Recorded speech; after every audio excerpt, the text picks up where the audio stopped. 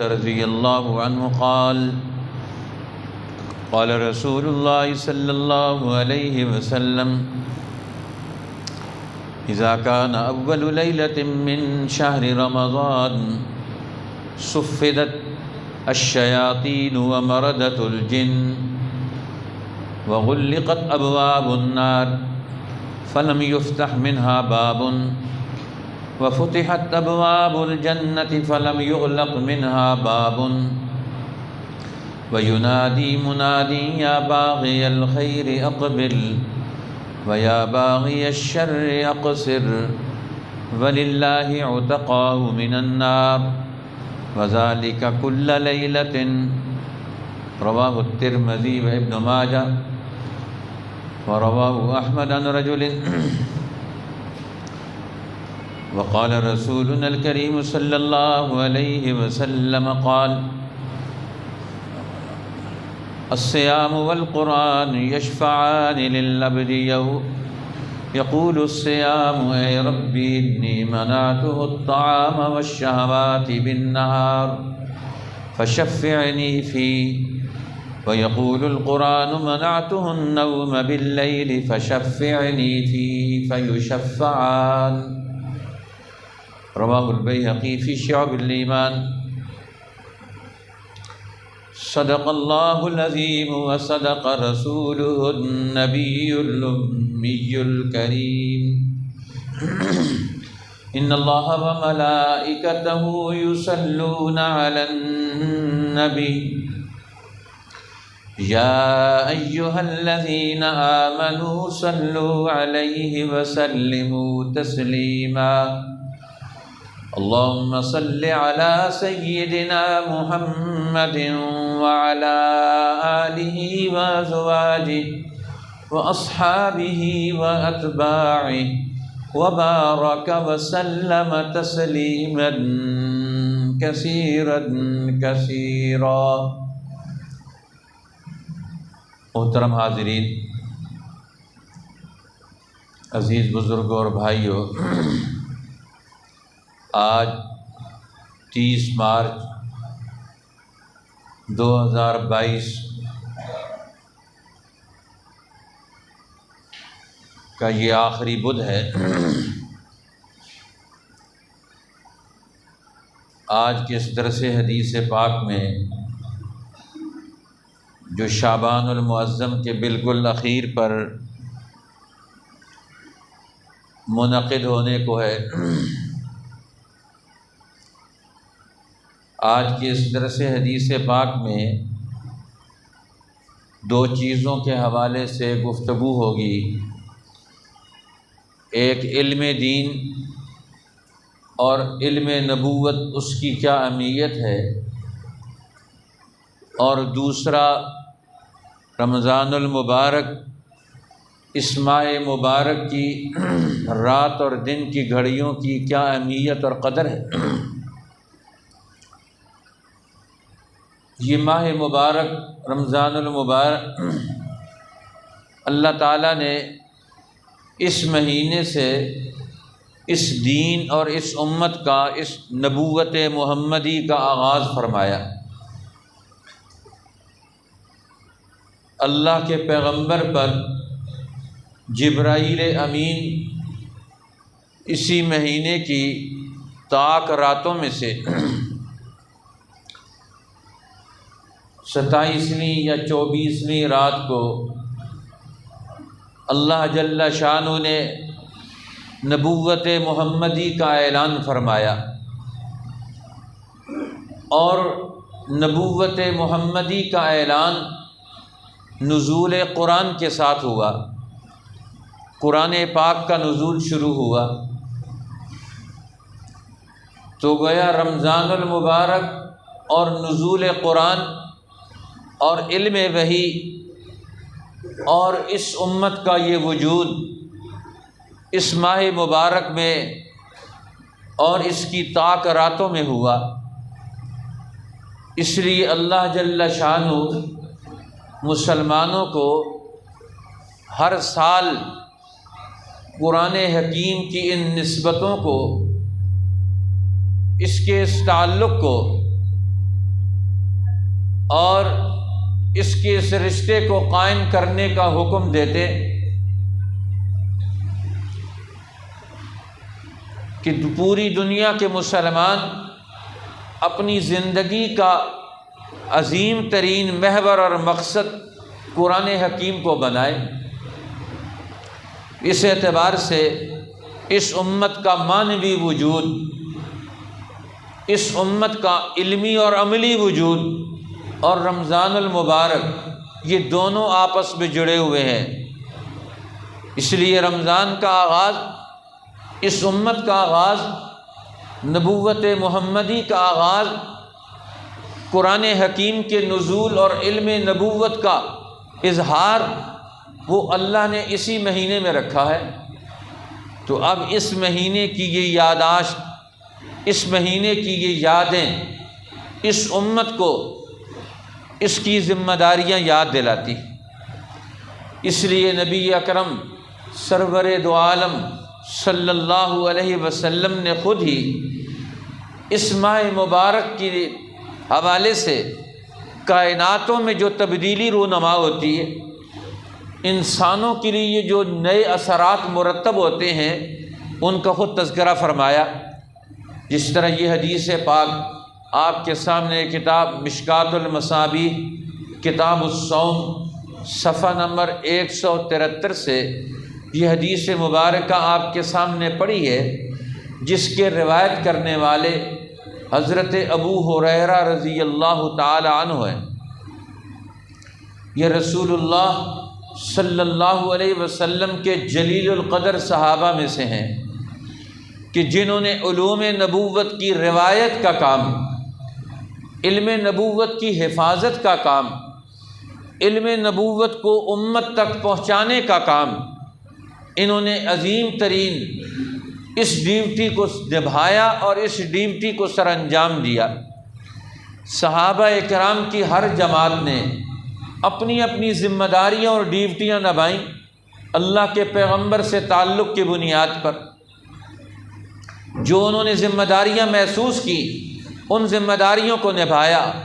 خلفائے راشدین کی اپنی ذمہ داریاں، انہوں نے اس دین اور اس علم کو، نبوت کے اس علم کو رسول اللہ سے اخذ کیا، رسول اللہ سے حاصل کیا، اللہ کے پیغمبر سے اس کی بصیرت اور اس کا تفقہ اور اس کی سمجھ، اس کا نور اور اس کے برکات حاصل کی۔ اور پھر اس علم کے عملی تقاضے کیا ہے، اجتماعی تقاضے کیا ہیں، اس علم کی اجتماعی ذمہ داریاں کیا ہیں، ان اجتماعی تقاضوں کو، ان اجتماعی ذمہ داریوں کو صحابہ کرام میں سے خلفائے راشدین نے پوری انسانیت اور کائنات پر نگاہ رکھتے ہوئے، امت کی اجتماعی ذمہ داریوں کو محسوس کرتے ہوئے، علوم نبوت کا یہ فیض عملی طور پر اس کے انوار و برکات اور اس کے فوائد و ثمرات پوری امت کو کیسے حاصل ہوں گے، کیا طریقہ کار اختیار کیا جائے گا، انہوں نے اپنی ان ذمہ داریوں کو نبھایا۔ تو امت کے ہر طبقے نے، ہر شعبے نے، ہر ذمہ داری رکھنے والے نے اپنی ذمہ داریوں کو محسوس کرتے ہوئے انہوں نے اپنی ڈیوٹی سر انجام دی۔ لہٰذا حضرت ابو ہریرہ رضی اللہ تعالیٰ عنہ، انہوں نے روایت حدیث کو، رسول اللہ کے ارشادات کو، آپ کے علوم کو محفوظ کیا، اپنے پاس جمع کیا اور پھر ان روایات کو آگے منتقل کیا۔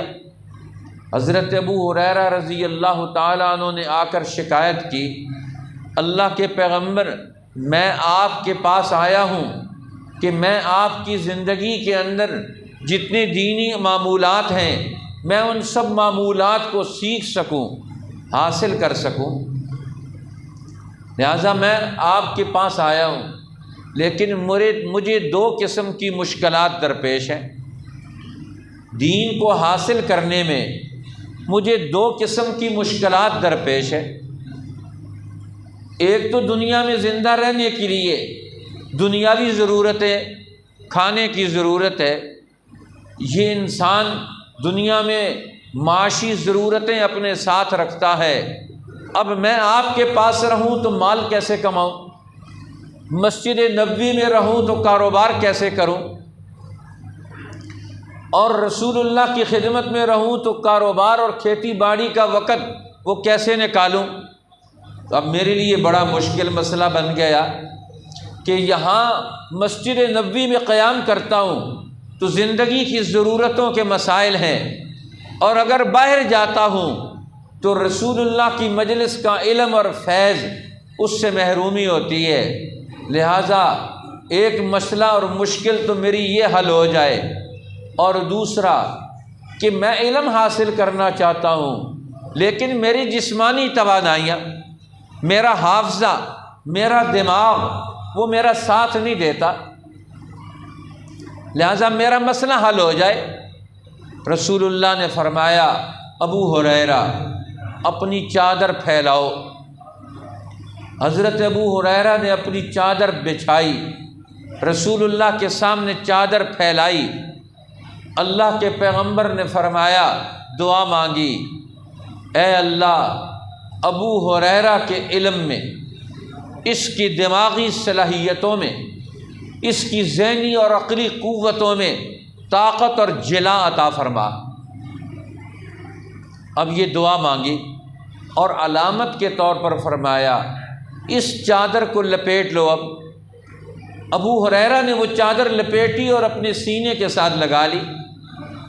وہ فرماتے ہیں اس کے بعد پھر کوئی زندگی میں ایسا موقع نہیں آیا کہ جو چیز میں نے یاد کی ہو اور وہ مجھ سے بھول گئی ہو۔ اللہ نے میرے حافظے کو ترقی دے دی، لیکن حافظے کی ترقی صرف اس سے نہیں ہوتی، اس کے لیے پھر محنت اور جد و جہد بھی کرنی پڑتی ہے، کوشش بھی کرنی پڑتی ہے۔ حضرت ابو ہریرہ فرماتے ہیں میں رسول اللہ سے جو بات سنتا تھا گھر جا کر کم از کم میں اسے 500 بار دہراتا تھا۔ جو رسول اللہ سے بات سنی ہے، ایک طرف دعا بھی مانگ رہے ہیں، اللہ کے پیغمبر سے معنوی برکتوں کے حصول کے لیے دعا بھی کروا رہے ہیں، اور دوسری طرف اپنی محنت اور جد و جہد اور کوشش بھی پوری کرتے ہیں۔ ویسے نہیں کہ ایک دفعہ بات سنی اور رسول اللہ نے دعا مانگی ہے تو اب مجھے محنت کرنے کی کیا ضرورت ہے، خود بخود آ جائے گی۔ یہ دین خود بخود نہیں آتا، صرف اس کے لیے محنت کرنی پڑتی ہے، کوشش کرنی پڑتی ہے۔ یہ علم انسان میں داخل ہو جائے، انسانوں کے اندر منتقل ہو جائے، اس کے لیے قربانی دینی پڑتی ہے، مشقتیں اٹھانی پڑتی ہیں۔ انا سنلقی علیک قولا ثقیلا، اللہ فرماتے ہیں میرے پیغمبر ہم آپ پر ایک بھاری بوجھل اور ذمہ داریوں والی بات اتارنے لگے ہیں۔ انا سنلقی علیک قولا ثقیلا، آپ کو ایک بھاری بات ہم عطا کرنے لگے ہیں۔ اب پیغمبر کو یہ قرآن دیا گیا، یہ علم نبوت دیا گیا، اور قرآن خود ہی کہتا ہے یہ قولا ثقیلا، یہ بڑی بھاری بات ہے، ذمہ داری والی بات ہے۔ اب قرآن جو اس کو پڑھے گا، جو اس کو سیکھے گا، جو اسے سمجھے گا، جو اس کی ذمہ داری کو محسوس کرے گا، تو یہ بڑی ذمہ داری کی بات ہے، یہ ذمہ داری بڑی بھاری ہوتی ہے۔ رسول اللہ کی خدمت میں ایک صحابی آئے، آ کر عرض کرنے لگے یا رسول اللہ آپ کے چہرے انور پر نگاہ ڈالتے ہیں انوار و برکات حاصل ہوتے ہیں، آپ کی مجلس میں آتے ہیں ایمان اور حلاوت اور تازگی مٹھاس محسوس ہوتی ہے، لیکن اللہ کے پیغمبر آپ کے سر مبارک کو دیکھتے ہیں تو آپ کے سر میں سفیدی نظر آ رہی ہے، بالوں میں بیاض نظر آ رہا ہے۔ مسئلہ کیا ہے کہ اللہ کے پیغمبر آپ کے چہرے انور کے تازگی کی اپنی جگہ ہے، لیکن آپ کے بالوں کی سفیدی کیوں نظر آ رہی ہے؟ سمجھ نہیں آ رہا مسئلہ۔ تو آپ نے فرمایا شیبتنی الہود والمرسلات واخواتها، فرمایا مجھے سورہ ہود نے، سورہ مرسلات نے، شیبتنی الہود والمرسلات واخواتها، سورہ ہود نے، سورہ مرسلات نے اور اس مضمون کی صورتوں نے مجھے بوڑھا کر دیا۔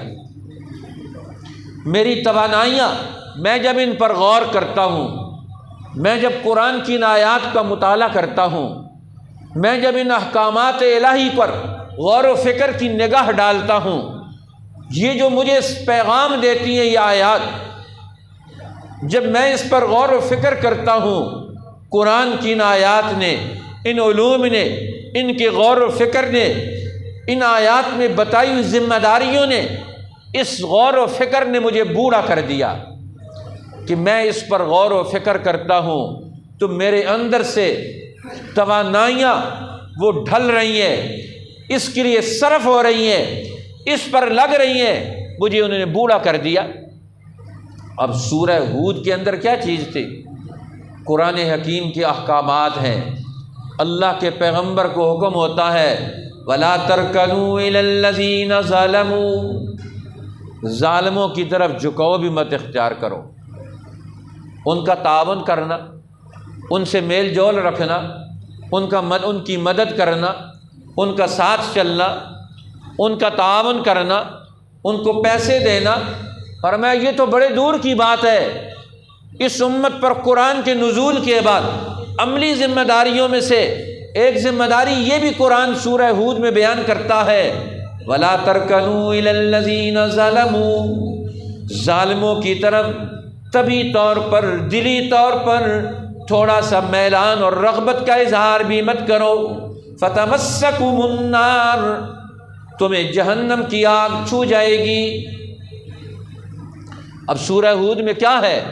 اللہ کے پیغمبر کو حکم ملتا ہے فَاسْتَقِمْ كَمَا أُمِرْتَ وَمَنْ تَابَ مَعَكَ وَلَا تَطْغَوْا۔ قرآن کی آیت اللہ کے پیغمبر پڑھتے ہیں سورہ ہود، اس میں جو میرے لیے حکم آیا میں اس حکم پر غور کرتا ہوں۔ یہ قرآن آیا ہے پیغمبر کے قلب اطہر پر، آپ کا دل بھی قرآن کی طرف متوجہ، آپ کا دماغ بھی قرآن کی طرف متوجہ، آپ کی زبان بھی قرآن کی طرف متوجہ، اور اللہ کا تعاون اور رحمتیں بھی قرآن کی نزول کے لیے اللہ کے پیغمبر کی طرف متوجہ ہیں۔ پر میرے پیغمبر قرآن کے نزول کے بعد آپ اکیلے نہیں ہیں، قرآن کا نزول آ گیا، اب آپ کی ترتیب قائم ہو گئی، قرآن کی نزول نے آپ کی ترتیب قائم کر دی۔ ترتیب کیا قائم ہو گئی؟ آپ پیغمبر قرآن کے ساتھ جڑ گئے، قرآن کے ذریعے سے جبریل سے جڑ گئے، جبریل کے ذریعے سے آپ ہمارے ساتھ جڑ گئے، اب یہ ایک قوت میں آپ ڈھل گئے ہیں۔ اب اللہ فرماتے ہیں میں، جبریل، قرآن اور محمد الرسول اللہ اب ایک بن گئے ہیں۔ یہ نزول قرآن کوئی معمولی چیز نہیں ہے، یہ نزول قرآن نے دنیا کی قوتوں کو ایک نقطے پر لا کر کھڑا کر دیا۔ یہ رمضان المبارک کا ماہ مقدس کیا ہے، یہ شب قدر کیا ہے، یہ جبل نور کی غار حرا کیا ہے، اس نے آ کر کائنات گیر ساری قوتوں کو ایک نقطے پر لا کر کھڑا کر دیا، ایک پیج پر لا کر کھڑا کر دیا۔ اللہ فرماتے ہیں اب میں بھی، جبریل بھی، قرآن بھی، رمضان بھی، محمد الرسول اللہ بھی اب سب ایک ہو گئے ہیں، سب ایک نقطے پر جمع ہو گئے ہیں۔ لا تحرک به لسانک لتعجل به، میرے پیغمبر اب آپ اپنی زبان کو جلدی مت ہلائیں تاکہ قرآن کو جلدی جلدی یاد کر لیں، فرمایا جلدی مت کریں۔ ان علینا جمعہ وقرآنہ، اب قرآن کو آپ کے دل و دماغ میں جمع کرنا، محفوظ کرنا، اس کے اگلے دور کے لیے آپ کو تیار کرنا، یہ اب ہماری ڈیوٹی ہے۔ جو قرآن کے ساتھ جڑ جاتا ہے، جو قرآن کے علم کے لیے تیار ہو جاتا ہے، جو دل اور زبان اپنے آپ کو اس کے لیے تیار کر لیتی ہے، اس کی نسبت اور رشتہ قرآن کے ساتھ جڑ جاتا ہے۔ اللہ فرماتے ہیں اب پھر ہماری ڈیوٹی آ جاتی ہے۔ ثم ان علینا جمعہ وقرآنہ، اس کو جمع کرنا آپ کے سینہ مبارک میں ہماری ڈیوٹی ہے، پھر آپ کی زبان سے پڑھوانا مکہ کی گلیوں میں، وادیوں میں، گھاٹیوں میں، اور مکہ کے سرداروں کی مجلسوں میں، وادی طور میں، وادی طائف میں، بطن نخلا میں، صحابہ کے اجتماع میں، مسلمانوں کے اجتماع میں، کافروں کے اجتماع میں، ہر جگہ آپ کی زبان سے قرآن کو پڑھوانا، یہ پھر ہماری ڈیوٹی ہے۔ ثم ان علینا جمعہ وقرآنہ، اس کو آپ کے سینے میں جمع کرنا بھی ہماری ڈیوٹی، پھر آپ کی زبان مبارک سے پڑھانا یہ بھی ہماری ذمہ داری کہ کس موڑ پر آپ نے کیا قرآن پڑھنا ہے۔ اللہ کے پیغمبر فرماتے ہیں سورہ ہود کی ان آیات نے مجھے بوڑھا کر دیا، شیبتنی الہود والمرسلات واخواتها، ان صورتوں نے مجھے بوڑھا کر دیا۔ ان صورتوں میں کیا حکم آتا ہے؟ فاستقم کما امرت، آپ اس قرآن پر، قرآن کے علم پر، قرآن کے حکم پر، اس کی تلاوت پر، اس کو حاصل کرنے میں، اس کو امت میں منتقل کرنے میں، اس کی راتوں کی تلاوت میں، اس کے ایک ایک حرف میں غور و فکر کر کے انسانی زندگی کو رہنمائی دینے کے لیے فاستقم کما امرت، آپ ایسے کھڑے ہو جائیں، ایسے ڈٹ جائیں، ایسے اس پر قائم ہو جائیں جیسے آپ کو حکم ملا ہے۔ فرمایا فاستقم، اپنی ساری صلاحیتیں اب اس پر لگا دیں، زبان کی صلاحیتیں، آنکھوں کی صلاحیتیں، اور دل کی صلاحیتیں، دماغ کی صلاحیتیں، اندر کی ساری قوتیں اب قرآن کے لیے لگا دیں، اس کے لیے صرف کر دیں، اس کے لیے خرچ کر دیں، اس کے لیے آپ کھڑے ہو جائیں۔ آپ کی رات بھی، آپ کا دن بھی، آپ کی صبح بھی، آپ کی شام بھی، آپ کی گھر کی گھڑیاں بھی، آپ کے باہر کے اوقات بھی اب سارے اس پر لگ جانے چاہیے۔ اب اللہ کے پیغمبر ساری زندگی نزول قرآن کے بعد نہ رات کو آرام ہے، نہ دن کو چین ہے، ہر وقت اسی میں مصروف ہیں کہ اللہ کا قرآن اب یہ ذمہ داریاں لے کر آیا ہے۔ فاستقم کما امرت، آپ ایسے کھڑے ہو جائیں جیسے آپ کو حکم دیا گیا ہے۔ اب آپ کی مرضی نہیں، اللہ فرماتے ہیں میری مرضی چلے گی۔ قرآن کے آ جانے کے بعد اب قرآن کے حاملین، قرآن کے ایمان لانے والے اب اپنی مرضی نہیں کریں گے، اللہ فرماتے ہیں وہ میری مرضی کریں گے۔ اب وہ میری مرضی پر وقت گزاریں گے، وہ میری مرضی پر اس کو سیکھنے کے لیے آئیں گے، وہ میری مرضی پر اس کے عمل کے لیے کھڑے ہوں گے، وہ میری مرضی کے لیے اس پر مال خرچ کریں گے۔ اب ہر چیز ان کی میری مرضی کے مطابق ہوگی۔ اللہ فرماتے ہیں فاستقم کما امرت، اب آپ بھی قرآن پر ایسے کھڑے ہو جائیں جیسے آپ کو حکم دیا گیا۔ اور صرف آپ ہی نہیں، وَمَن تَابَ مَعَكَ، جنہوں نے کفر کی زندگی سے، شرک کی زندگی سے، جہالت کی زندگی سے، غفلت کی زندگی سے توبہ کر کے ایمان کی زندگی کو قبول کر لیا ہے، جو آپ کے ساتھ توبہ کر کے آ چکے ہیں، پچھلی زندگی پر قلم پھیر کر آ چکے ہیں۔ وَمَن تَابَ مَعَكَ، جو آپ پر توبہ کر کے آپ کے ساتھ کھڑے ہو گئے ہیں، اب قرآن کے اس حکم کے وہ بھی مخاطب ہیں۔ جو قرآن پر ایمان لے کر آئے وہ بھی قرآن پر اسی طرح کھڑے رہیں گے، قرآن کی ہر آواز کو دل کی گہرائیوں سے قبول کریں گے، اسے سنیں گے، اسے سمجھیں گے، اسے پڑھیں گے، اس کا مطالعہ کریں گے، اس کے ساتھ وقت گزاریں گے، اس کے ساتھ نسبتیں جوڑیں گے، اسی کو لے کر آگے بڑھیں گے۔ اب قرآن کی آمد کے بعد امت کا دور بدل گیا، ذہن بدل گیا، اس لیے قرآن ایک ذمہ داریوں والی بات ہے۔ حدیث پاک میں آتا ہے ام المومنین سیدہ عائشہ صدیقہ رضی اللہ تعالی عنہ فرماتی ہیں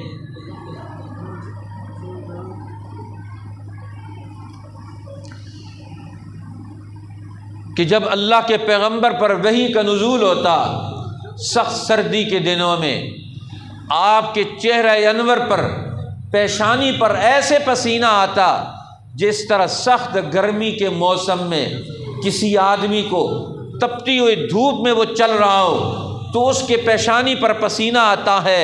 فرمایا سخت سردی کے موسم میں اللہ کے پیغمبر کی پیشانی پسینہ آلود ہو جاتی، اب اللہ سے قرآن لینا، علم لینا، وحی کو اپنے اندر منتقل کرنا، یہ کتنا بھاری کام تھا۔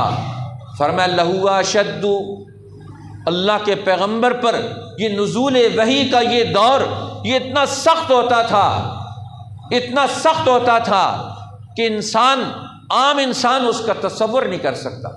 ایک صحابی کہتے ہیں کہ جب وحی نازل ہونا شروع ہوتی، اونٹنی کے اندر اتنی جرت نہ ہوتی کہ اللہ کے پیغمبر اونٹنی پر سوار ہے تو وہ اونٹنی کھڑی رہتی، وہ اونٹنی اس شدت سے وہ بیٹھ جایا کرتی تھی۔ اللہ کے پیغمبر یہ اللہ سے جو علم وحی لیا کتنی مشکلات سے لیا ہے، ایک عام آدمی تصور بھی نہیں کر سکتا۔ ام المومنین فرماتی ہیں ایک صحابی جب وہ نزول وحی کا دور آیا، ایک دفعہ وحی نازل ہو رہی تھی، اللہ کے پیغمبر ایک صحابی کی ران پر گود میں سر رکھے ہوئے تھے، اسی وقت وحی نازل ہونا شروع ہو گئی۔ اب وحی نازل ہو رہی ہے تو وہ صحابی کہتے مجھے ایسا پتہ چلا کہ میری ران وہ ذرہ ذرہ ہو گئی، ٹوٹ گئی۔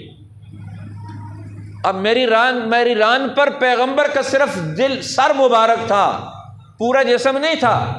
اس سر کا اتنا بوجھ تھا کہ میں سمجھتا تھا کہ میری ران ٹوٹ رہی ہے۔ اللہ کے پیغمبر اس وحی کے کتنی قدردان ہے، کتنی مشکل سے اللہ سے یہ علم وحی لے کر امت کو منتقل کیا۔ آج امت کو احساس ہی نہیں، ہمارے پاس قرآن پڑھنے کا وقت ہی نہیں، قرآن سمجھنے کا وقت ہی نہیں، قرآن کی تلاوت کا وقت ہی نہیں، اس کے درس میں بیٹھنے کا وقت ہی نہیں۔ مردوں کے پاس، عورتوں کے پاس، بچوں کے پاس، بوڑھوں کے پاس، جوانوں کے پاس، جو زندگی کے 60 سال لگا چکے ہیں اپنی زندگی کی، وہ بھی اب قرآن ابھی بھی سیکھنے کے لیے تیار نہیں۔ وہ بچے جنہوں نے زندگی کا پورا دور گزارنا ہے وہ قرآن کے بغیر دور گزارنا چاہتے ہیں۔ آج پوری امت مسلمہ ایمان قرآن پر رکھتی ہے، سیکھتے اور چیزیں۔ اب نبی کا علم کہاں گیا؟ قرآن کا علم کہاں گیا مسلمانوں سے؟ آج مسلمانوں کے پاس وہ جماعت ہی نہیں، وہ وقت ہی نہیں، وہ لوگ نہیں جو قرآن پر غور و فکر کر کے قرآن سیکھتے ہیں۔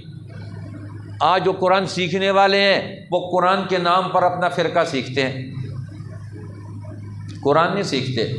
ہر فرقے والوں نے اپنے فرقے کی آیات رکھی ہوئی ہیں، دورہ تفسیر کراتے ہیں، قرآن کا دورہ کرواتے ہیں اور اپنے فرقے کی آیات وہی قرآن کی تشریح کر کے فارغ ہو جاتے ہیں۔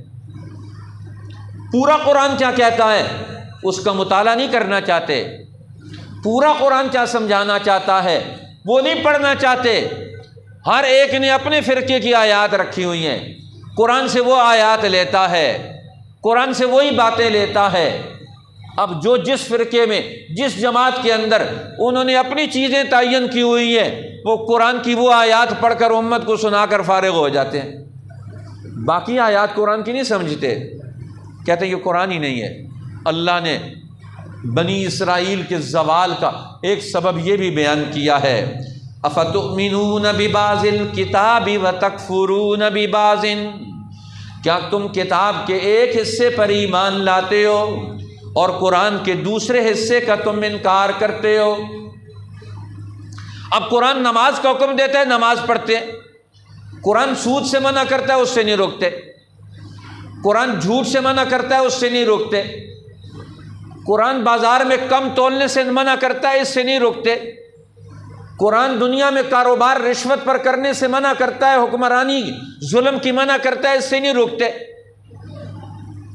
فرمایا یہ وہ لوگ ہیں فتؤمنون ببعض الکتاب وتکفرون ببعض، کیا تم قرآن کے ایک حصے پر ایمان لاتے ہو اور قرآن کے دوسرے حصے کا کفر کرتے ہو؟ فرمایا جو قرآن کے ایک حصے کو مانے اور قرآن کے دوسرے حصے کا انکار کریں، فرمایا فما جزاء من یفعل ذلک منکم، جو ایسا عمل کریں گے تو نتیجہ کیا نکلے گا؟ الا خزی فی الحیات الدنیا، دنیا کی زندگی میں اللہ انہیں ذلیل کر دے گا۔ آج دنیا میں مسلمان کیوں ذلیل ہیں؟ 1.25 ارب کی تعداد ہے مسلمانوں کی، 6 ارب دنیا کی آبادی ہے، اس میں سے 1.25 ارب 1.5 ارب کے قریب مسلمان ہیں، اور پوری دنیا میں مسلمان ذلیل ہیں، کوئی ان کی بات نہیں چلتی۔ کوئی ان کا اپنا نظام نہیں ہے۔ 99% مسلمان پاکستان میں ہے اور ہماری زندگی کے سارے قوانین قرآن کے خلاف ہیں۔ ہماری زندگی کا پورا کاروباری ڈھانچہ، عدالتی ڈھانچہ، سیاسی معاملات وہ قرآن کے خلاف ہے، دین کے خلاف ہے۔ اللہ فرماتے ہیں فما جزاء من يفعل ذلك منكم الا خزي في الحياة الدنيا، دنیا کی زندگی میں ذلیل و رسوا ہوں گے، ويوم القيامة يردون الى اشد العذاب، اور قیامت کے دن سخت عذاب میں لوٹائے جائیں گے۔ یہ کیوں ہے؟ کہ انہوں نے قرآن کو پیٹھ کے پیچھے ڈال دیا، قرآن کے علم کو اپنی زندگی سے نکال دیا، قرآن کے عمل کو اپنی زندگی سے نکال دیا۔ قرآن کو اللہ کے پیغمبر زندگی میں داخل کر کے گئے، ابو بکر کی زندگی میں، عمر کی زندگی میں، عثمان کی زندگی میں، طلحہ و زبیر کی زندگی میں، حسنین کی زندگی میں، فاطمہ کی زندگی میں، اپنے گھر کے اندر، صحابہ کے گھروں میں، انصار کے گھروں میں، مہاجرین کے گھروں میں، مدینہ کے بازاروں میں، مکہ کی وادیوں میں، مکہ کے کاروبار میں اللہ کے پیغمبر قرآن کو داخل کر کے گئے، حکمرانیوں میں داخل کر کے گئے، زندگی کے ہر حصے میں قرآن کو داخل کر کے گئے، زندگی کے ہر زبان پر قرآن کو داخل کر کے گئے۔ آج مسلمان قرآن پر ایمان رکھنے کے بعد زندگی کے ہر عمل سے قرآن کو نکال کر پیچھے رکھ دیا گیا۔ یہ رمضان المبارک آ کر یہ ہمیں یاد دلاتا ہے قرآن کو زندگی میں داخل کرنا ہے، قرآن کو دماغ میں داخل کرنا ہے، قرآن کو عقل میں داخل کرنا ہے، قرآن کو تاجروں کی زندگی میں داخل کرنا ہے، قرآن کو علماء کی زندگی میں داخل کرنا ہے۔ آج سارے طبقے قرآن کے آئینے میں اپنے آپ کو پیش کریں، سب ناکام اور فیل نظر آئیں گے۔ قرآن کچھ کہتا ہے ہم کچھ کرتے ہیں، قرآن کچھ کہتا ہے ہم کچھ اور بولتے ہیں۔ قرآن سے مطابقت پیدا کریں، نسبت پیدا کریں۔ اس لیے یہ ماہ مقدس کیوں آتا ہے؟ یہ آ کر یہ دونوں جڑے ہوئے ہیں۔ حدیث پاک میں آتا ہے جب نزول وحی کا دور آیا تو کائنات میں ہلچل مچ گئی۔ اب کائنات کی منفی قوتیں، شیاطین، اب ان میں بھی ہلچل مچ گئی۔ اب وہ کہنے لگے کہ دیکھو مسئلہ کیا ہو گیا، ہم آسمانوں تک پہنچتے تھے اور وہاں جا کر باتیں سن کر آتے تھے، اب آسمان پر ہمارا جانا بند ہو گیا، یہ دروازے بند ہو گئے۔ وجہ کیا ہے؟ مسئلہ کیا ہے؟ تبدیلی کیا آ گئی؟ ٹریس کرو۔ وہ تلاش کرنے کے لیے پوری دنیا میں انہوں نے، جنوں نے ٹیمیں بھیج دیں، جا کر تلاش کرو کہ ہمارا آسمانوں پر جانا، کائنات میں ہمارا اثر وہ دنیا میں کیوں ختم ہو گیا؟ آج ہمارے لیے ہمارے قدم اٹھنے بند ہو گئے، آج ہمیں آسمان پر جاتے ہیں۔ فَأَتْبَعَهُ شِهَابٌ ثَاقِبٌ، وہاں شہاب ثاقب پیچھے لگتا ہے اور ہمیں خاک بنا کر چھوڑ دیتا ہے۔ قرآن کہتا ہے کہ اب یہ جنوں کی جماعتیں پھر رہی ہیں، ٹریس کر رہی ہیں۔ وَصَرَفْنَا إِلَيْكَ نَفَرًا مِّنَ الْجِنِّ يَسْتَمِعُونَ الْقُرْآنَ، ہم نے جنوں کی ایک جماعت کو آپ کی طرف پھیر دیا۔ اب انہوں نے جب قرآن سنا تو سننے کے بعد سمجھ گئے کہ اب نزول قرآن کا دور آ گیا، اب ہمارا یہ قرآن کے نزول کا راستہ اللہ نے محفوظ کر دیا، اب شیطان ان کو اللہ نے محدود کر دیا، بند کر دیا، قید کر دیا۔ اب ان کی چال چلن شیطانوں کی اس کائنات میں ختم ہو گئی۔ ادھر سے نزول قرآن شروع ہوا، ادھر سے اللہ نے شیطانوں کو بند کر لیا۔ قرآن تو آیا ہی اسی لیے، اور رمضان کی رات ہے۔ اللہ فرماتے ہیں اس حدیث پاک میں، حضرت ابو ہریرہ فرماتے ہیں رمضان کی آمد سے سب سے بڑی تبدیلی کیا آتی ہے؟ اذا کان اول لیلۃ من شہر رمضان، جب رمضان کی پہلی رات آتی ہے، چاند رمضان کا طلوع ہوا تو دنیا بدل رہی ہے۔ کیا تبدیلی آتی ہے؟ سب سے پہلے کائنات گیر تبدیلی، صفدت الشیاطین ومردۃ الجن، شیطانوں کو اور سرکش جنوں کو بند کر دیا جاتا ہے، قید کر دیا جاتا ہے، محدود کر دیا جاتا ہے، شیطانی قوتوں کو کنٹرول لگایا جاتا ہے، لگام دی جاتی ہے۔ رمضان اور نزول قرآن سے شیطانی قوتوں کو کنٹرول کیا جاتا ہے۔ آج مسلمان شیطانوں کو کنٹرول نہیں کر سکتے کیونکہ خود قرآن پر عمل نہیں کرتے۔ رمضان کا حق نہیں ادا کرتے، سارے رمضان کی راتوں میں ٹی وی پر بیٹھے رہتے ہیں، مسجد سے بھاگتے ہیں ٹی وی کے سامنے جا کر بیٹھ جاتے ہیں، مسجد سے بھاگتے ہیں تراویح نہیں پڑھتے اور جا کر موبائل پر بیٹھے رہتے ہیں۔ ہر ایک طبقہ جس کو دیکھو سارا رمضان وہ کہاں گزارتا ہے؟ ٹیلی ویژن کے سامنے گزارتا ہے، اور یا دوسری طرف وہ موبائل پر گزارتا ہے۔ نماز غائب، قرآن غائب، دعا غائب، ذکر غائب، استغفار غائب۔ اب رمضان آیا تھا کہ یہ تمہاری زندگی سے گناہوں کو نکالا جائے، تمہاری زندگی سے شیطانوں کو نکالا جائے، اور آج الٹا شیطان کو ہم نے اور زیادہ اپنی توانائیاں ساری شیطانوں کے ساتھ لگا دی۔ پوری امت پچھلے سال یہ دنیا کی قوموں نے تجزیہ کیا، پچھلے سال رمضان میں سب سے زیادہ ڈیٹا، انٹرنیٹ ڈیٹا وہ پاکستان میں استعمال کیا گیا۔ رمضان المبارک سب سے زیادہ انٹرنیٹ کا ڈیٹا وہ پاکستان میں مسلمانوں نے استعمال کیا ہے۔ وہ انٹرنیٹ پر بیٹھے رہے پاکستانی قوم، آسمان سے پتھر نہ برسیں تو کیا برسیں، جن کے دل غافل ہیں، جن کی زندگیاں شیطانوں کی تابعداری میں ہیں، جن کے بازار شیطانوں کے نرغے میں ہیں، اور رمضان آتا ہے کہ رب کی طرف رجوع کریں، رمضان آتا ہے قرآن کی طرف رجوع کریں، رمضان آتا ہے رزق حلال کی طرف رجوع کریں۔ اور یہ تو اب عام سی بات ہو گئی ہے، رمضان کی آمد سے ہر چیز مہنگی ہو جاتی ہے۔ یہ چیزوں کو مہنگا کرنا، امت سے انسانوں کی ضروریات کو دور کرنا، ان کو مشکل میں مبتلا کرنا، یہ شیطانوں کا کام ہے نا۔ اب پوری امت کے تاجر، پوری امت کے حکمران، اور بالخصوص مسلمان حکمران اور مسلمان تاجر اور مسلمان لوگ، وہ اپنی زندگی کا ہر عمل رمضان کی آمد کے ساتھ شیطان کے ساتھ جوڑ دیتے ہیں، خود شیطان بن جاتے ہیں۔ اللہ کہتے ہیں شیطانوں کو تو ہم بند کر دیتے ہیں، یہ شیطانوں کے شاگرد، یہ شیطانوں کے مرید، یہ شیطانوں کی خواہشات کی تابعداری کرنے والے، سارا سال شیطانوں کے ساتھ دوستیاں رکھنے والے، اب رمضان میں خود شیطان بن جاتے ہیں۔ جو کام شیطان سے اللہ تعالیٰ نہیں کروانا چاہتے وہ مسلمان کرتا ہے۔ فرمایا سفلت الشیاطین، شیطانوں کو اللہ کہتے ہیں ہم کنٹرول کرتے ہیں، ہم ان کو باندھ دیتے ہیں۔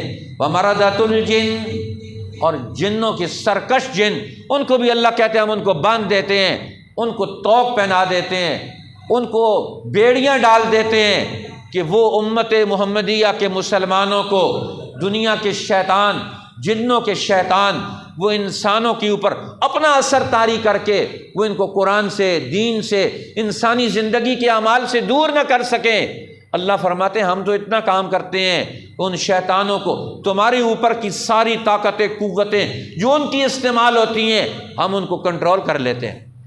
اب تمہارے اندر کا نور ایمان آنا چاہیے، تمہارے اندر کا علم قرآن نکلنا چاہیے، تمہارے اندر کی اتباع سنت کا نور اور برکت واضح ہونی چاہیے۔ اب یہ پوری امت دین پر، علم پر، عمل پر، قرآن پر، نماز پر کھڑی ہو جائے۔ اللہ چاہتے ہیں، ہم تو یہ چاہتے ہیں۔ فرمایا اب یہ شیطان ان کو باندھا جاتا ہے اور سرکش جنوں کو قید کیا جاتا ہے۔ اب اس لیے یہ علم کی بھی بڑی تاثیر ہے۔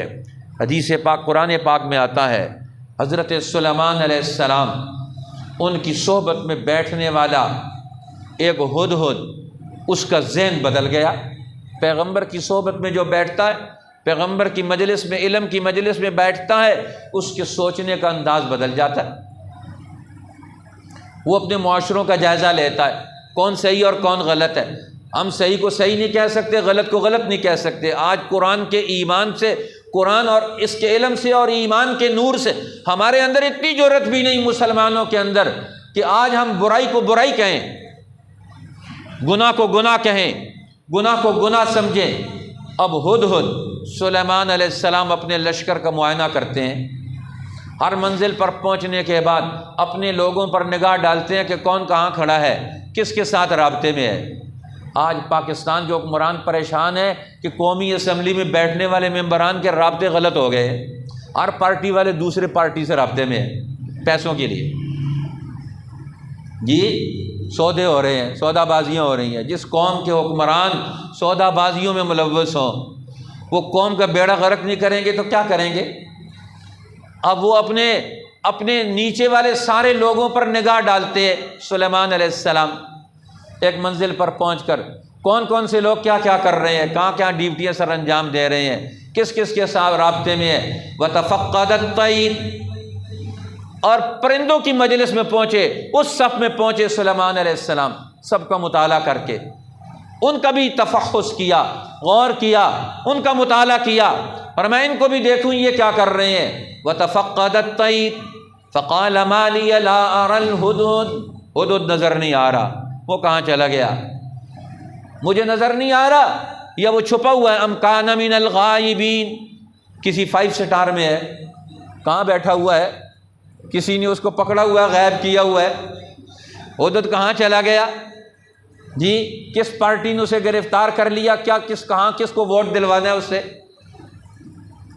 اور ہمیں ملے گا لَأُعَذِّبَنَّهُ عَذَابًا شَدِيدًا أَوْ لَأَذْبَحَنَّهُ أَوْ لَيَأْتِيَنِّي بِسُلْطَانٍ مُّبِينٍ، وہ آئے گا تو اپنا حال سنائے، کیوں گیا تھا، کس مشن پر گیا ہوا تھا، کہاں گیا ہوا تھا، اور دلائل لے کر آئے اپنی زندگی کے، اپنے اقدامات کے۔ اب وہ آیا ہدہد، اس نے کہا میں تو ایک قوم کو دیکھ کر آیا ہوں جو اللہ کو چھوڑ کر سورج کی پرستش کرتے ہیں، اور ان کے یہاں مرد نہیں، ایک عورت ان کی حکمرانی کرتی ہے، عجیب نکتہ میں دیکھ کر آیا ہوں۔ آ کر وہ ہدہد نے آ کر کہا، اب سلیمان علیہ السلام نے بھیج دیا ہدہد کو پیغام دے کر، خط دے کر، قاصد بنا کر، تم ہمارا علم، ہمارا حکم لے کر ملکہ یمن اور بلقیس کے پاس جاؤ۔ وہاں پہنچ گیا، خط ڈال دیا، وہ حیران ہے خط کہاں سے پہنچ گیا، اور لمبا واقعہ آپ نے سن رکھا ہے۔ اب سلیمان علیہ السلام کو ان کے پل پل کی خبر مل رہی ہے۔ ملکہ بلقیس وہاں سے نکل کھڑی ہوئی، حضرت سلیمان علیہ السلام اپنی مجلس والوں کو کہتے ہیں، ان کے پہنچنے سے پہلے، من یاتینی بعرشہا قبل ان یاتونی مسلمین، ان کے آنے سے پہلے یہاں ملکہ بلقیس کا تخت جس پر وہ بیٹھ کر اپنی پوری مجلس لگاتی وہ یہاں پہنچا دے۔ کون ہے جو ایسا کرے گا؟ قرآن کہتا ہے قال عفریت من الجن، ایک دیو کھڑا ہو گیا، سرکش طاقتور جنوں میں سے، عفریت من الجن، وہ کھڑا ہو گیا، وہ کہنے لگا انا آتیک بہ قبل ان تقوم من مقامک، آپ کی مجلس ختم ہونے سے پہلے ملکہ بلقیس کا تخت آپ کی مجلس میں لا کے حاضر کر دوں گا، میرے پاس اتنی طاقت ہے، اتنی قوت ہے، مجلس آپ کی ختم نہیں ہوگی، اس سے پہلے پہلے میں آپ کے پاس ملکہ بلقیس کا تخت لا کے کھڑا کر دوں گا۔ سلیمان علیہ السلام نے اپنے لوگوں پر یہ طاقتوں کا اظہار، یہ کس طاقت کا اظہار ہونا چاہیے، کون سی طاقت تمہارے اندر ہونی چاہیے، اصلی طاقت کا اظہار ہو، پر میں تم مجلس ختم ہونے کے بعد لے کر آئے گا، پر میں بڑی دیر کی بات ہے، یہ مسئلہ نہیں حل ہوتا، کوئی اور آدمی بتائے وہ تخت کون لائے گا۔ تو سلیمان علیہ السلام کی دائیں طرف بیٹھے ہوئے ان کے نمائندے اور جانشین اور ان کے وارث حقیقی، ان کے علوم کے وارث، ان کے وزیر اعظم آصف ابن برخیا، بڑے اولیاء اللہ میں سے، ان کے صحابہ میں سے، بڑے اہل علم میں سے، قرآن نے ان کا تذکرہ کیا، قال الذی عنده علم من الکتاب،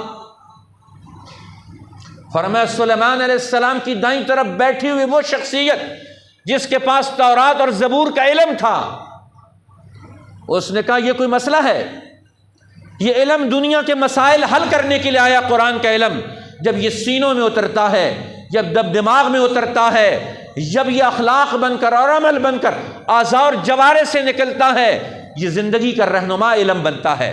آج مسلمانوں نے اپنی کمزوریوں سے، اپنی نالاکیوں سے قرآن کے علم کی رہنمائی کو دنیا سے کھینچ کر کتاب میں اور الفاظ میں اور الماریوں میں بند کر کے رکھا ہوا ہے۔ قرآن کہتا ہے قال الذی عنده علم من الکتاب، وہ شخصیت جس کے سینے میں قرآن کا کتاب کا علم تھا، تورات اور زبور کا علم تھا، اس نے کہا میں آپ کے اس مسئلے کو حل کرنے کے لیے تیار ہوں، یہ میرا علم، اس کی طاقت اور قوت یہ ہے، انا آتیک بہ قبل ان یرتد الیک طرفک، یہ آنکھ جھپکنے کی دیر سے پہلے ملکہ بلقیس کا تخت آپ کے سامنے پڑا ہوا ہو، آن واحد میں اس نے اسی وقت دل کا ارادہ کیا۔ ایک مسلمان، ایک علمی شخصیت کا ارادہ یہ دنیا کو ہلا کے رکھ دیتا ہے۔ وہ مسلمان جن کے سینوں میں قرآن کا علم ہو، وہ بڑے بڑے پائے تخت کو اپنے ارادوں سے ہلا دیتے ہیں اور ان کو تبدیل کر دیتے ہیں، وہ تخت کو نیچے کر دیتے ہیں، تخت والوں سے نیچے سے ان کا تخت کھینچ لیتے ہیں، ان کے اندر وہ قوت اور طاقت ہوتی ہے۔ رسول اللہ صلی اللہ علیہ وسلم نے احزاب، جنگ احزاب کے موقع پر ایک چٹان نہیں ٹوٹ رہی تھی، اب صحابی نے کہا یا رسول اللہ چٹان نہیں ٹوٹ رہی، فرمایا اچھا میں آ رہا ہوں، پہنچ رہا ہوں تمہارے پاس۔ وہاں پہنچے اور اس خندق میں اترے اور چٹان پر آپ نے کدال لے کر ماری اور کدال مار کر وہاں سے چنگاریاں اٹھیں۔ آپ نے فرمایا یمن فتح ہو گیا۔ یہ چنگاری وہ ہے، یہ عزم وہ کدال ماری جس کدال نے فرمایا اس کدال کی لگنے سے چنگاریاں اٹھ رہی ہیں، فرمایا میں یمن کو فتح ہوتا ہوا دیکھ رہا ہوں۔ دوسری دفعہ کدال ماری، چنگاریاں اڑی، آپ نے فرمایا میں شام کو فتح ہوتا ہوا دیکھ رہا ہوں۔ یہ کون سی بات ہے جو اللہ کے پیغمبر بتا رہے ہیں؟ یہ قرآن کے علم کا وہ نور ہے، یہ اس کی تاثیر ہے۔ کدال یہاں مار رہے ہیں، نتیجہ شام اور یمن کے محلات کی فتح کی شکل میں دکھا رہے ہیں۔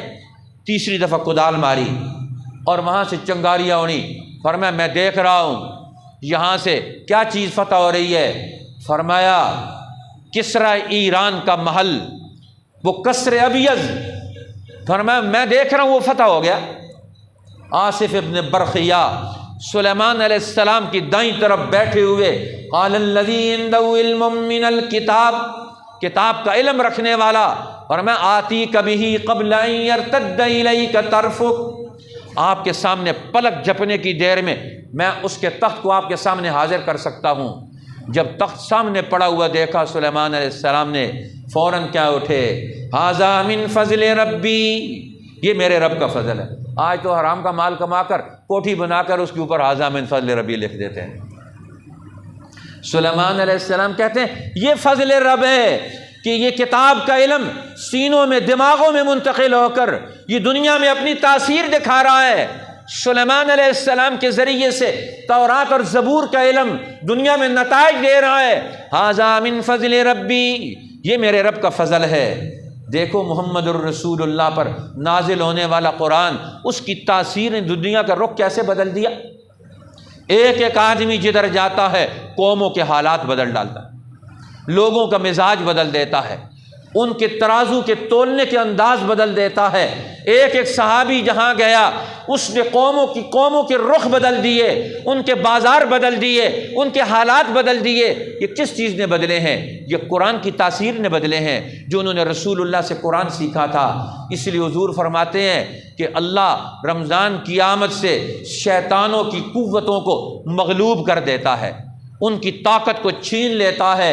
نزول قرآن یہ بھی شیطانوں کو مغلوب کرتا ہے، اور آمد رمضان یہ بھی شیطانوں کو کمزور کرتی ہے۔ لیکن مسلمان کہاں کھڑا ہے؟ سوچنے کا مقام تو یہ ہے۔ اس لیے حضور نے فرمایا وغلقت ابواب النار، جہنم کے دروازے بند کر دیے جاتے ہیں۔ فلم یفتح منہا باب، جہنم کا کوئی دروازہ کھلا ہوا نہیں ہوتا رمضان میں۔ وفتحت ابواب الجنہ، اور جنت کے دروازے کھل جاتے ہیں۔ اور فرمایا فلم یغلق منہا باب، اور جنت کا کوئی دروازہ بند نہیں ہوتا، جنت کے سارے دروازے رمضان میں کھول دیے جاتے ہیں۔ کون مسلمان ہے جو جنت کے کس دروازے سے داخل ہوگا؟ جنت کے دروازے اعمال کی بنیاد پر ہیں۔ کون ہے کس کس عمل کو اختیار کرے گا؟ ایک دروازے کا نام باب الریان ہے، ایک دروازے کا نام باب الذکر ہے، ایک دروازے کا نام باب العدل ہے، ایک دروازے کا نام باب الجہاد ہے۔ اسی طرح ان اعمال کی بنیاد پر جنت کے دروازے، عدل کرنے والا جنت کے اس دروازے سے جائے گا، ذکر کرنے والا ذکر کے دروازے سے جائے گا، روزے دار روزے کا خیال رکھنے والا، روزے کا اہتمام کرنے والا وہ باب الریان سے جنت میں داخل ہوگا۔ اسی طرح عدل کرنے والا عدل کے دروازے سے جنت میں داخل ہوگا۔ اللہ فرماتے ہیں میں نے جنت کے سارے دروازے کھول دیے، رمضان میں جہنم کے سارے دروازے بند کر دیے۔ اور ہم کیا کرتے ہیں، اللہ میاں ہم جنت کے کسی دروازے میں نہیں داخل ہو، تو ہمارے لیے جہنم کے دروازے کھول۔ جھوٹ بولیں گے، خیانت کریں گے، مہنگائی کریں گے، رات کو نماز چھوڑیں گے، غفلت میں مبتلا ہوں گے، سارے رات رمضان کی ہم موبائل پر گزاریں گے، ہم کوئی لمحہ بھی تیری طرف متوجہ نہیں ہوں گے، کسی گناہ سے کوئی توبہ نہیں کریں گے، ساری رمضان کی راتیں پورے گناہوں کے ساتھ اور پورے اہتمام کے ساتھ گناہ میں گزاریں گے۔ اب مسلمانوں کا حال الٹ ہو گیا، کہاں اللہ کے پیغمبر رمضان کے انتظار میں ہے، وہ راتیں اور گھڑیاں آئیں، آنکھوں کے ترجمانی دے کر آنسو بہا کر اپنے رب کے سامنے اپنے گناہوں پر ندامت کا آنسو بہائیں۔ اسی لیے تو حضور نے فرمایا تھا رمضان کی آمد پر ممبر پر چڑھ کر آپ نے فرمایا آمین کہتے گئے۔ صحابہ نے پوچھا عجیب بات ہے، کیا مسئلہ ہے؟ آپ نے فرمایا سید الملائکہ جبرائیل آئے اور انہوں نے بد دعا کی، بعد من ندرک رمضان فلم یغفر لہ، اللہ کی رحمت سے وہ دور ہو جائے جسے رمضان کے دن اور رات مل جائیں اور وہ رمضان کی راتوں اور دنوں کے اوقات سے اپنے رب کے سامنے ندامت، توبہ اور استغفار کے آنسو بہا کر اپنی زندگی کے گناہوں کی مغفرت اور بخشش نہ کروا سکے، وہ ہمیشہ کے لیے اللہ کی رحمت سے دور ہو جائے۔ فرمایا میں نے آمین کہی، جبرائیل امین بد دعا کر رہے ہیں، سید الملائکہ اور سید الانس والجان رحمت للعالمین اس کی بد دعا پر آمین کہہ رہے ہیں۔ ان کی قبولیت میں کیا شک ہے؟ جو مسلمان رمضان میں دن اور رات میں پورے اہتمام کے ساتھ وقت نہیں گزارتا، توبہ اور ندامت کے آنسو بہا کر اپنے روٹھے ہوئے رب کو نہیں مناتا، وہ سمجھ لے کہ اس نے اپنے لیے رحمت کے دروازے بند کر لی، وہ محروم ہو گیا۔ اور فرمایا رسول اللہ نے فَيُنَادِي مُنَادٍ، اللہ کا منادی آواز دیتا ہے یا باغی الخیر اقبل، اے نیکی کے چاہنے والے آگے بڑھ، ویا باغی الشر اقصر، اے برائی پیدا کرنے والے پیچھے ہٹ جا۔ آج تیرا دور نہیں، رمضان کی آمد سے نیکیوں کا دور شروع ہو رہا ہے، نیک لوگوں کا دور شروع ہو رہا ہے، اللہ کے بندوں کا دور شروع ہو رہا ہے۔ اس لیے قرآن جس سینے میں آتا ہے رمضان میں اسے مصلی پر کھڑا ہونا ہے، اسے قرآن پڑھنا ہے، ہر گلی میں، ہر محلے میں، ہر آبادی میں اب قرآن کی آواز آنی چاہیے، پوری امت قرآن کے پیچھے کھڑی ہو جائے، قرآن والوں کے پیچھے کھڑی ہو جائے، علم والوں کے پیچھے کھڑی ہو جائے۔ یہ اس دور کی ذمہ داریاں ہیں۔ اللہ جل شانہ ہمیں رمضان اور قرآن کی قدر نصیب فرمائے۔ اس لیے رمضان المبارک میں اللہ جل جلالہ قرآن کے علم کے ذریعے، روزے کے عمل کے ذریعے، نماز کے ذریعے، تلاوت کے ذریعے، ذکر کے ذریعے مسلمان کو طاقتور بناتے ہیں۔ یہ زندگی کے ہر میدان میں اترے۔ الحمدللہ یہ ماحول، یہ مجلس ہر مہینے میں آپ کے لیے یہ بھی علم ہے، نبوت کا علم، یہ آپ تک پہنچ جائے۔ الحمدللہ ہمارے اس ادارے میں ہر سطح پر، ہر طبقے کے لیے علم نبوت اور علم دین منتقل ہو، معاشرے میں زندہ ہو، یہ ہم سب ذمہ داریاں ادا کریں۔ اس لیے آپ حضرات پورے اہتمام کے ساتھ الحمدللہ ہم نے طلباء کے لیے اگلے دور میں علماء تیار، علماء ربانیین، قرآن کو جاننے والے، حدیث کو جاننے والے، رسول اللہ کی باتیں سیکھنے والے، پورے علوم کو سیکھنے والے علماء تیار ہو جائیں۔ الحمدللہ ہم نے اس کے لیے محنت اور کوشش کی ہے، ہمارے علماء نے، مفتیان نے اور ہمارے بڑے بڑے اہل علم نے مل کر ایک مختصر نصاب، جامع نصاب مرتب کیا ہے کہ جس میں ایک عالم ربانی دین کی ساری معلومات حاصل کر سکے۔ 5 سال کے عرصے میں پورا ایک عالم تیار ہو جائے، میٹرک پاس طالب علم ہو یا حافظ طالب علم ہو، تو آپ سب حضرات ہر آدمی یہ کوشش کرے اب دین حق کے لیے ہم نے ایک اپنی طرف سے نمائندہ دینا ہے۔ ہر آدمی اپنے لیے تہیہ کر لے کہ میں نے اپنی طرف سے ایک آدمی دینا ہے۔ جو کوئی طالب علم نہیں دے سکتا تو آنے والے طالب علم کے خرچہ دینے کے لیے مہینے کے لیے تیاری کرے کہ میں اس کے لیے کامیابی کے ساتھ اپنے آپ کو لگاؤں گا۔ تو کہیں نہ کہیں ہمارے وجود سے یہ علم دین زندہ ہو جائے اور نئی دور کی نئی جماعت تیار ہو جائے۔ رسول اللہ نے 23 سال لگا کر امت کو ایک بہت بڑا کیڈر دیا، اہل علم کا، علماء ربانیین کا۔ یہ صحابہ کرام کیا ہے؟ قرآن کے عالم، حدیث کے عالم، امت کے علماء، سب سے پہلے امت کے علماء کا طبقہ یہ صحابہ کرام کا ہے۔ آج ہر دور میں علماء ربانیین کی ضرورت ہے، اور یہ علماء ربانیین یہ ایک دن سے وجود میں نہیں آتے، یہ ایک مسلسل محنت ہے، رات دن لگانے پڑتے ہیں، تب جا کر کوئی ایک نیا دور پیدا ہوتا ہے۔ اس لیے امام اعظم امام ابو حنیفہ نے اپنی محنت سے کتنے لوگ تیار کیے، آج گنے چنے ہوئے ہیں، لیکن کام انہوں نے کتنا کیا، پوری امت کو نیا دور دے کر گیا۔ امام محمد رحمۃ اللہ تعالی علیہ، ایک غیر مسلم آیا، انہوں نے امام محمد کی کتابیں دیکھی کہ ایک عالم اس امت کا وہ کتابیں لکھتا ہے، اتنا علم ہے اس کے دل و دماغ میں، اتنا علم ہے اس کے پاس کہ اس کی ساری کتابیں پڑھنے کے لیے بھی وقت چاہیے۔ یہ تو اس امت کے چھوٹے محمد کا حال ہے، محمد الاصغر، تو محمد الاکبر جو محمد الرسول اللہ ہیں، ان کے علم کا کیا حال ہوگا؟ یہ تصور کر کے ان کے علم کی محنتوں کو دیکھ کر وہ حلقہ بگوش اسلام ہو گیا، مسلمان ہو گیا، کہ مسلمان یہ علم کے قدردان لوگ ہیں۔ آج مسلمانوں میں غفلت پیدا ہو گئی، اللہ تعالیٰ میں اپنی اس غفلت کو ختم کرنے کی توفیق عطا فرمائے۔ اس کے لیے ایک ذریعہ قرآن ہے، ایک ذریعہ رمضان ہے، ایک ذریعہ نماز ہے، ایک ذریعہ قرآن کی تلاوت ہے، قرآن کی یہ علوم ہے۔